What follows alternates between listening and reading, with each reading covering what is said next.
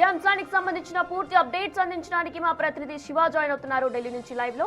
Right Shiva, ప్రస్తుతం TRS అధ్యక్షురాలు కవిత జెండా పండుగ కింద జూన్ 20 వరకు కూడా ఇది కొనసాగబోతుంది. మరి ప్రెజెంట్ వాళ్ళ ప్రధాన అజెండా ఏంటి, ఎలా ఉండబోతుంది అనుకోవచ్చు, డీటెయిల్స్ ఏంటి శివ?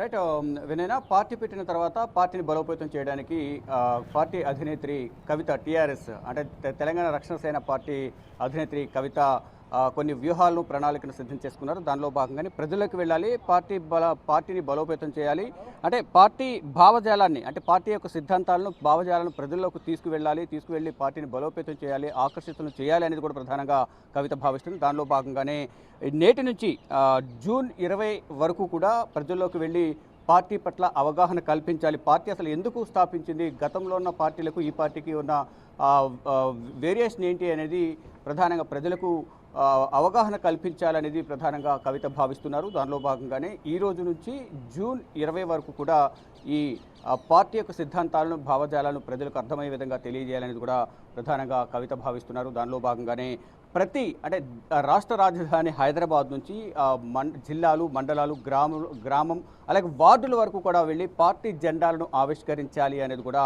కవిత పార్టీ కేడర్కు ఆదేశాలు జారీ చేశారు.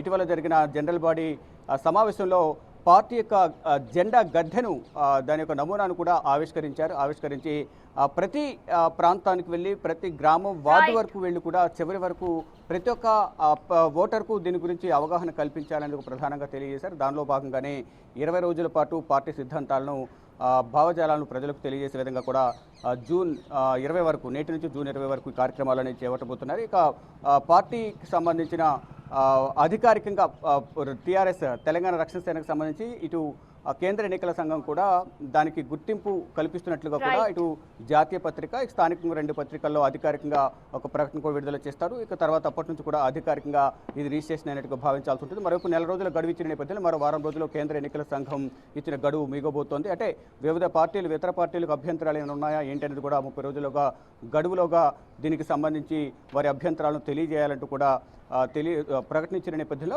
ఆ రాష్ట్రానికి సంబంధించిన పార్టీల నుంచి ఎటువంటి ఫీడ్బ్యాక్ వచ్చింది, దీనికి అధికారికంగా గుర్తింపు ఇవ్వాలా లేదా, ఏమైనా అభ్యంతరాలు ఉన్నాయా, అభ్యంతరాలు ఏంటి అనేది కూడా అధికారికంగా ప్రకటన విడుదల చేసే అవకాశం అయితే కనిపిస్తోంది.